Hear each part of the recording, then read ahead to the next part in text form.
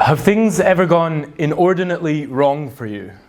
Meaning, have you been in a situation where, against all statistical odds, every single thing seemed to go in the exact opposite direction to how you needed it to go? I'll tell you a crazy experience I had. It was when, before I met my wife, I was dating, and I was on a date with a girl who, by all means at that stage, I thought could very well be my future wife. Baruch Hashem, she wasn't, and you'll see very much why over the course of this story. So I'm a very planned out person, if you haven't worked that already. I kind of very, to the extent of overthinking things. And so I had a whole date planned, and we first were going to get food at a certain place. I had downloaded a kind of do your own guided tour app where we're going to do a guided tour at another place. And actually, in a timely sense, this was occurring the afternoon before the first night of Hanukkah. And so we needed to get home in time, so I had all the arrangements for all of this. We arrived at the place, which I'd looked up in advance. I checked the opening times, Google Maps, etc., etc. Arrived at the place that we were meant to get food. It did not exist. It Pashut did not exist. I was looking at Street View in advance. I saw exactly the place it was meant to be. I checked the opening times. It did not exist. Weirdly, I have since been back and found that it does seem to exist now. So something happened. Moving on to the guided tour section of the date. By the way, that wasn't a good start, if you're not aware. That is not a good thing to do. You plan to take someone for food, there's no food. Went on to the guided tour section of the date. So I opened up the thing on my phone that I downloaded in advance, and when I tried to actually use it, so it didn't really work because I had this filter thing, and I didn't realize it allowed me to download the thing, but it didn't allow me to actually use the thing. So that's over as well.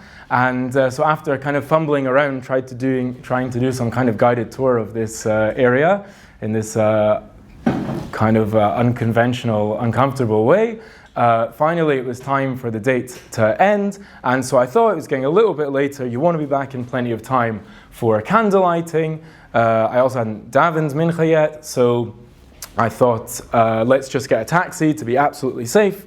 So I've got the Get on my phone. And let's just, no messing around, let's just do that. So I do the Get, and no one's picking up. And eventually one car picks up, and it's like 10 minutes away, which is quite unusual. I think it maybe is the maximum amount of time you can be away. But okay, so we wait. And I don't know if anyone's had this experience, but 10 minutes somehow turns into 11. But it happens. And as we're getting to 9 minutes, 8 minutes, the car cancels. And I kid you not, no fewer than 3 cars cancelled on me at this time, to the extent where we just had to walk, find a main road somewhere nearby, find some sort of taxi, took her back, dropped her off at her place. I daven mincha by myself, probably after Shkia. Sorry to the Hasidim if that doesn't cause a problem for you, but I wasn't so pleased about that.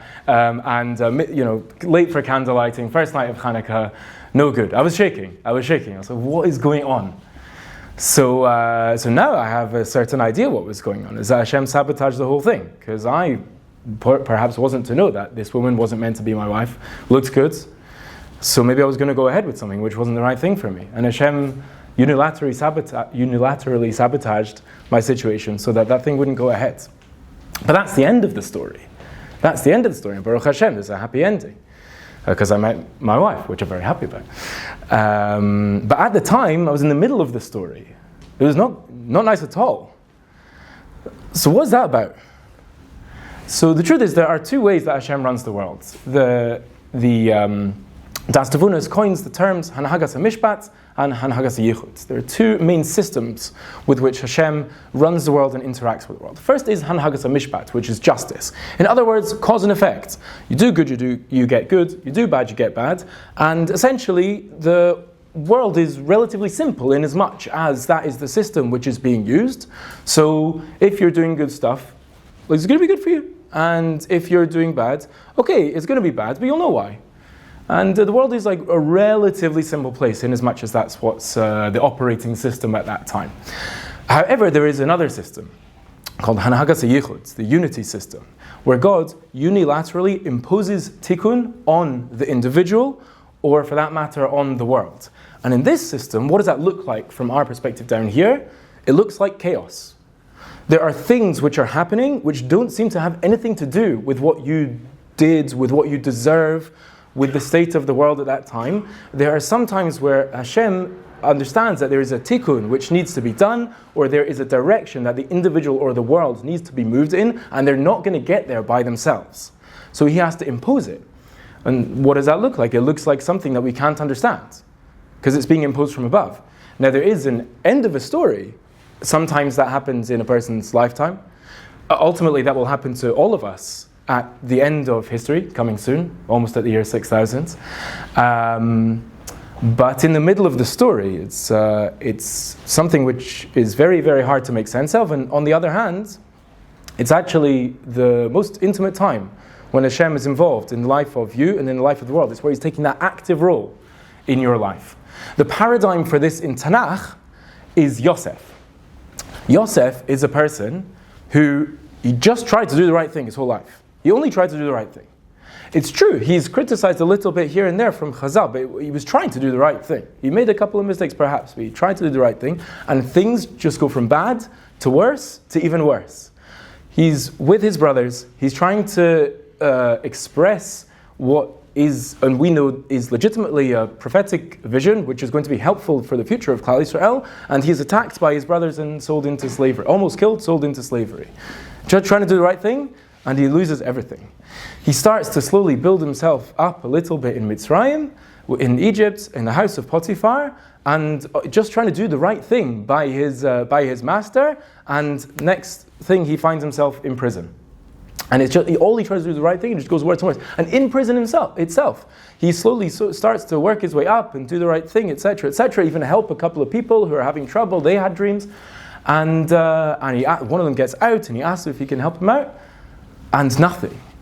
And it's 2 years. 2 years of nothing. So we know the end of the story.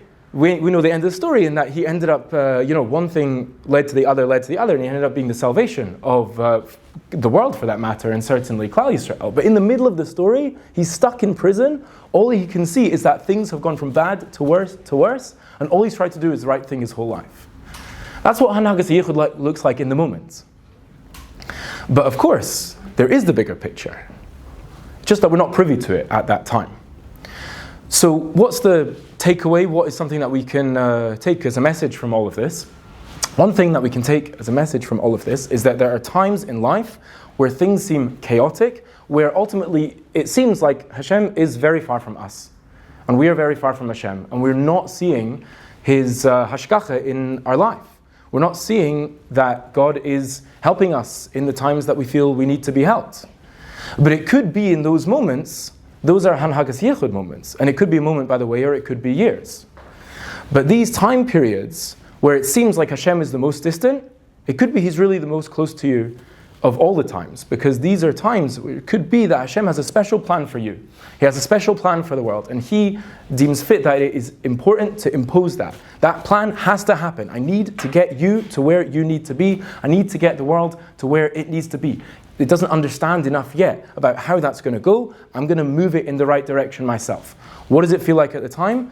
It feels like distance. What is it in reality? It's closeness. It's the biggest closeness you can ever gain. So may we be able to feel that closeness in the times of chaos, in the good times and the bad times. May we be able to feel as much as we can, and even as much as we can't feel, to just at least know that Hashem is truly close to us.